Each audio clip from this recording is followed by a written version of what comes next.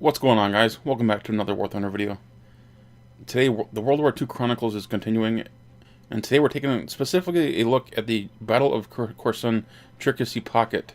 Now, in these World War II Chronicle events, most of which take place between Germany and Russia, you get the pretty typical loadout options for planes, Yaks and Yaks and LA-5s and what have you for Russia, and then Germany tends to have a lot of BF 109s and Focke-Wulf 190s.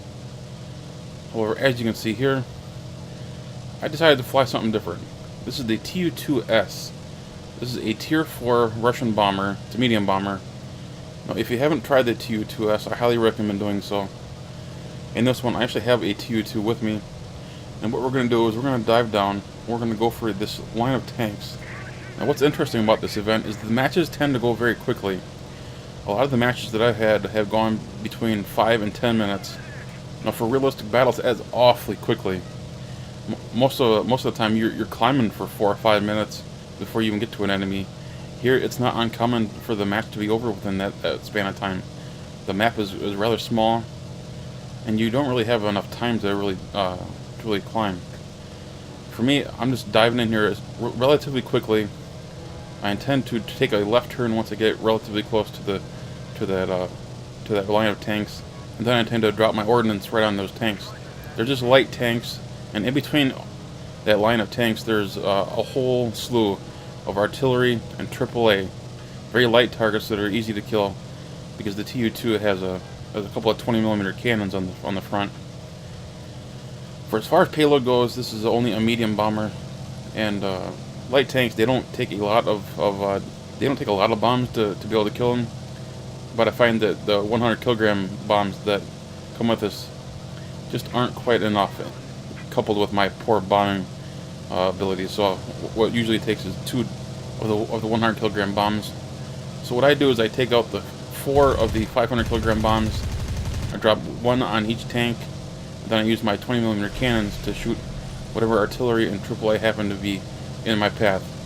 You just have to remember not to be so low that your bomb actually blows you up. You don't want to be that low. But at the same time, you want to be fast in this, because it's only going to be a matter of time before the Germans dive on you.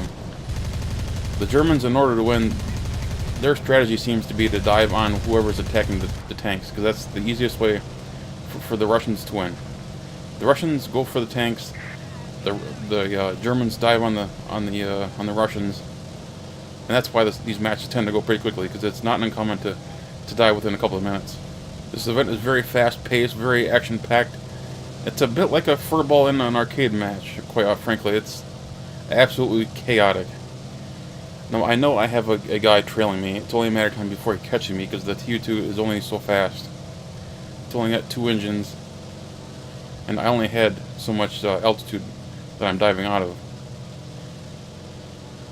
I'm hoping to get a little hand over here to get rid of this guy. It's funny because I've actually been able to shoot down some planes with the rear gunner. Ordinarily, you'd be flying up against Tempests, Griffin Spitfires, Bearcats, that kind of thing. Very, very high-end Tier 4 aircraft, because there's a 6.0 battle rating in realistic battles, so you're going to be facing some pretty stiff competition. That fighter closing in and take a couple of shots at him, it immediately causes him to go evasive. It won't be long before my teammate catches up and gives me a hand with this guy. As he closes in, continue to shoot, try to keep him engaged on me, on what I'm doing. Now that the cavalry has arrived, I decided to turn around and try to use my front guns if at all possible. But as you can see, I can't quite get the nose around, so I just try to evade his shots. And just that quickly, he finds himself dead. Friendly teammate helped me out, saved my ass, most definitely. But if you take a look at the top of the screen, you'll see the tickets have gone down in our favor. We've gotten nearly all of their tanks. Now, as much as I would love to go in there and take out some more ground targets, I just don't have any more bombs. And the 20mm cannons can't kill light tanks, unfortunately. So the only thing I can do is head back to base, rearm, and if time permits, get in there and kill the rest of those tanks. Now, the last time I checked the score screen, the Germans still had most of their team up. The Russians, on the other hand, were almost completely wiped out. So as far as fighter cover goes, I really don't have a whole lot of help going on. I'm headed back to the base. I'm trying to be as low as I can. I want to be as sneaky as I can, considering the conditions that I happen to be in. I'm hoping that the Germans won't be able to spot me on their radar, but at the same time, I'm not completely delusional here. I know that these guys are not flying very high. That being said, I don't want to make myself any more visible than necessary. I'm trying to go as quickly as I can. You can see I'm trying to stay low, be as fast, get back to that base. Even if I can't land and repair and get more bombs, that's fine. I just want to use that AAA as cover if at all possible. I'm just looking for some help because right now I'm in a world of hurt. I got a Fractal right on my ass. He's diving. He's litting me on fire, but oh, look at him. He's on fire too. Kill the engine. Kill the engine. Come on, fire. Go out. I know you can do it. Left engine, come on. Come on, fire. You can do it. Oh, the Fractal's down. Come on. Come on, fire. Come on. Oh, the fire's out. Come on, engine. Restart, restart, restart. And we're back up and going. But we are badly damaged. Look at the damage model. The left wing is completely messed up, and the Fractal's kind of butthurt right now that he got shot down.